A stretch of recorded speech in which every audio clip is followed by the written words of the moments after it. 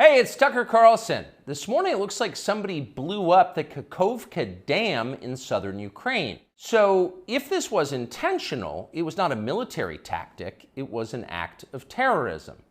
The question is, who did it? Well, let's see. The Kakhovka Dam was effectively Russian. It was built by the Russian government. It currently sits in Russian-controlled territory. The dam's reservoir supplies water to Crimea, which has been, for the last 240 years, home of the Russian Black Sea Fleet. Blowing up the dam may be bad for Ukraine, but it hurts Russia more. And for precisely that reason, the Ukrainian government has considered destroying it. In December, the Washington Post quoted a Ukrainian general saying his men had fired American-made rockets at the dam's floodgate as a test strike. So really, once the facts start coming in, it becomes much less of a mystery what might have happened to the dam. Any fair person would conclude that the Ukrainians probably blew it up, just as you would assume they blew up Nord Stream, the Russian natural gas pipeline, last fall. And in fact, the Ukrainians did do that, as we now know. It's not like Vladimir Putin is anxious to wage war on himself. Oh, but that's where you're wrong, Mr. and Mrs. Cable News consumer. Vladimir Putin is exactly that sort of man, the sort of man who'd shoot himself to death in order to annoy you. We know this from the American media, which wasted no time this morning in accusing the Russians of sabotaging their own infrastructure. Bill Kristol, the man who once told us that Saddam Hussein was responsible for 9/11, immediately denounced Putin as a war criminal and even more savagely compared him to Donald Trump. The rest of the pundit class made similar, clearly coordinated noises. Putin did it! Putin did it! And their reasoning was simple. Putin is evil, and evil people do evil things purely for the dark joy of being evil. In this specific case, Putin attacked himself, which is the most evil thing you can do, and therefore perfectly in character for a man that evil. That was their explanation.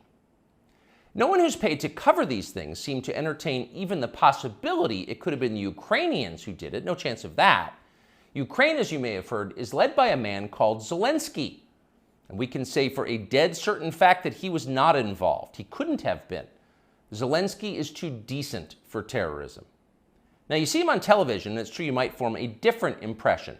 Sweaty and rat-like, a comedian turned oligarch, a persecutor of Christians, a friend of BlackRock. But don't believe your own eyes. Actually, Mr. Zelensky is a very good man. The best, really.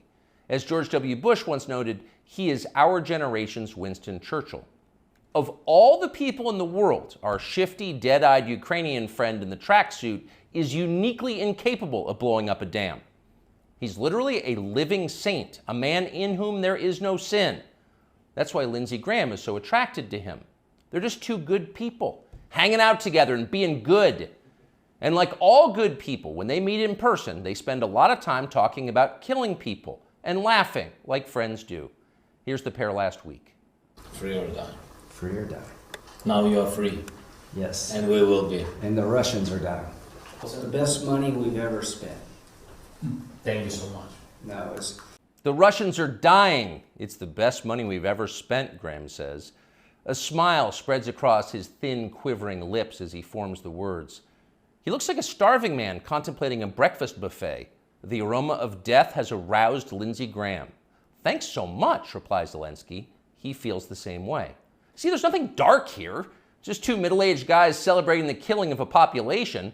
They don't seem like the kind of people who'd enjoy flooding villages or starting a famine. And in any case, who cares if they are? It's really not your business. Your job is to support Ukraine. Watch Nikki Haley, a Republican candidate for president, explain this principle on CNN. A win for Ukraine is a win for all of us. And for them to sit there and say that this is a territorial dispute, that's just not the case. To say that we should stay neutral, it is in the best interest of America. It's in the best interest of our national security for Ukraine to win. We have to see this through. We have to finish it. See?